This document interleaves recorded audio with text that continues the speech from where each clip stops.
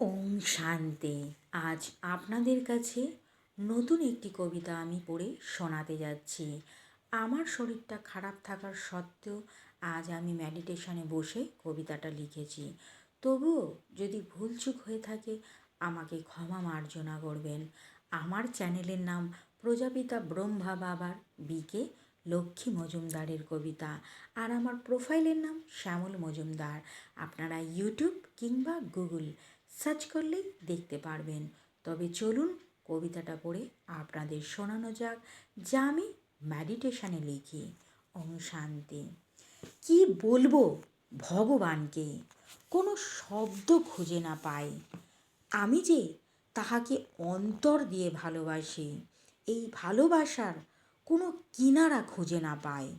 কি লিখেছেন আমার ভাগ্যে, কত দূর নিয়ে যাবে। ওনার সাথে দেখা কবে যে আমার হবে। নিজেকে যখন চিনেছি ওনাকেও বুঝেছি।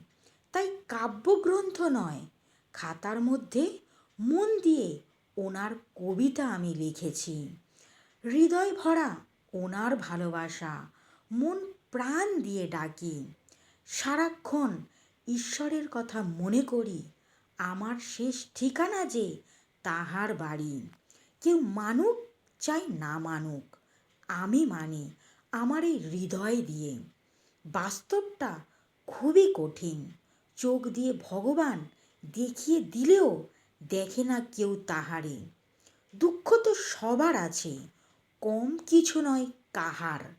কেউ ছোটে খিদের জ্বালায়, কেউ বিলাসিতা চায় আবার। কেউ খুশি হয় একটুতেই, কেউ চায় বেশি। কেউ চায় রাজপ্রাসাদ, কেউ কুঠিরেতেই খুশি। কেউ চায় সোনা দানা, কেউ রাজমহল।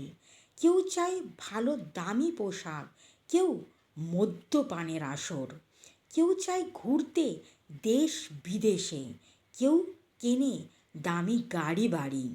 সবাই ছোটে টাকার পিছনে, মানুষ যে আজ ভুলে গেছে হাসতে, কারোর পাশে দাঁড়াতে। কারণ নিজেকে যেই প্রাধান্য দেয় বেশি। ওম শান্তি। ওম শান্তি।